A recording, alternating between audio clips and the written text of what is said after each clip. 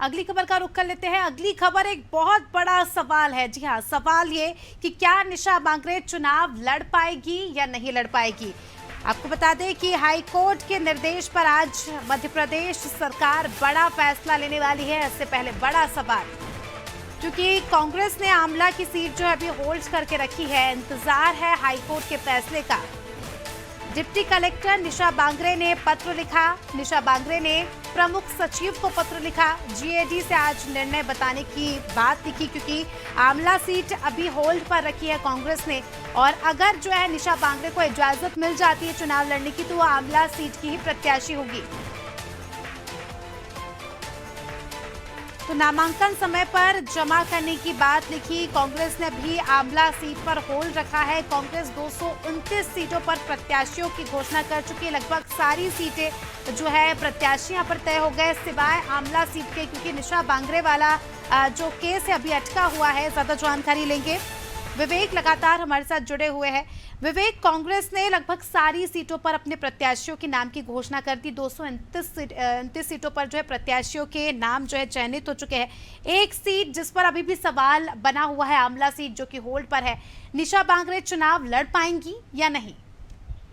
बिल्कुल, निशा बांगरे की पूरी इच्छा है कि वो चुनाव लड़े और इसके लिए वो सुप्रीम कोर्ट तक का रुख कर चुकी है। अब सुप्रीम कोर्ट की तरफ से ये कहा गया कि हाई कोर्ट इस मामले में डिसीजन लेगा और हाई कोर्ट ने पिछले दिनों तलब करते हुए सरकार से रिपोर्ट मांगी थी और हाई कोर्ट के निर्देश के बाद सरकार ने अंडरटेकिंग रिपोर्ट हाई कोर्ट में सबमिट करा दी है। यानी कि सरकार की तरफ से जो पक्ष है वो रख दिया गया है और इसके बारे में डिसीजन भी आ चुका है। और निशा बांगरे ने प्रमुख सचिव सामान्य प्रशासन विभाग को ये पत्र लिखा है कि इस्तीफे के फैसले के बारे में हाई कोर्ट की तरफ से जो ऑर्डर आया है उसके बारे में सामान्य प्रशासन विभाग को भेजा है। और ये लिखा है कि हाई कोर्ट जबलपुर की तरफ से जो डिसीजन हुआ है जस्टिस विशाल की तरफ से, और इसके बारे में जेडी को लेकर ये पत्र लिखा गया है त्याग पत्र के संबंध में। और ये कहा गया है कि रिप्रेजेंटेटिव एडवोकेट रजत गर्ग जी आज इस पूरे मामले को लेकर आदेश की कॉपी जो है वो जीएडी को देंगे। इसके बाद सरकार को फैसला लेना होगा। सबसे महत्वपूर्ण सवाल है कि आमला से अभी भी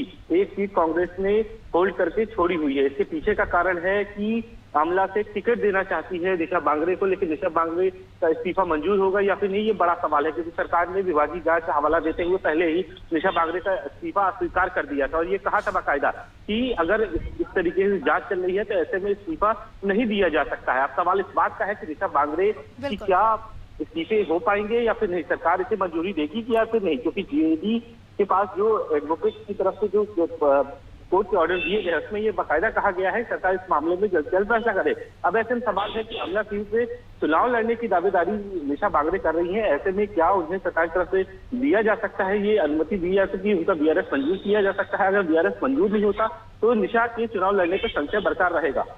बिल्कुल विवेक, अगर हम ये अगर कहे कि अगर निशा बांगरे को अनुमति नहीं मिलती है, किसी भी कारणवश जो है उन्हें अनुमति नहीं मिल पाती है, तो क्या कांग्रेस के पास उनका कोई अल्टरनेटिव है जिसको जो है इस सीट पर वो उतार सके प्रत्याशी के तौर पर? क्योंकि लगभग सभी सीटों पर प्रत्याशी जो है चयनित हो चुके हैं। आखिरी तारीख 30 तारीख है नामांकन की, उसके पहले अगर इसका कोई फैसला नहीं आता है तो क्या कांग्रेस के पास ऐसा कौन सा अल्टरनेटिव चेहरा है?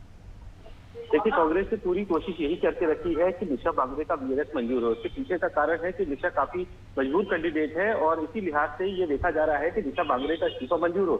यहाँ तक कि कांग्रेस ने पूरी कोशिश की, कांग्रेस के दिग्गज नेता और तमाम जो एडवोकेट हैं, विवेक तनखा, उन्होंने भी ये कोशिश की कि सुप्रीम कोर्ट तक रेट पिटीशन लगाई जाए, स्पेशल रेट पिटीशन, और इससे निशा को न्याय मिल सके। और यही कोशिश रहेगी कांग्रेस की कि निशा को हुई टिकट मिला जाए, क्योंकि निशा काफी मजबूत दावेदार है और इस लिहाज से कांग्रेस को वहां सफलता मिल सकती है। इस लिहाज से निशा को ही चुना गया है अभी फिलहाल। चलिए, अब देखना खास होगा क्या कुछ कोर्ट फैसला लेती है, क्योंकि अभी तक सबकी नजरें कोर्ट के फैसले पर ही टिकी है। और क्या निशा चुनाव लड़ पाती या नहीं, ये भी जानने वाली बात होगी। बहुत बहुत शुक्रिया आपका हमारे साथ जुड़ने के लिए और तमाम जानकारी के लिए। तो दर्शकों को बता दें कि बड़ा सवाल यहाँ पर आमला सीट पर अभी भी खड़ा होता है, क्योंकि कांग्रेस जो है केवल निशा बांगरे के लिए यहाँ पर ये सीट होल्ड पर रखी गई है। बताया जा रहा है कि आज फैसला आ सकता है, मगर अब देखना खास होगा कि कब तक ये फैसला आएगा और क्या निशा बांगरे के पक्ष में फैसला आता है नहीं, वो तो देखने वाली बात होगी।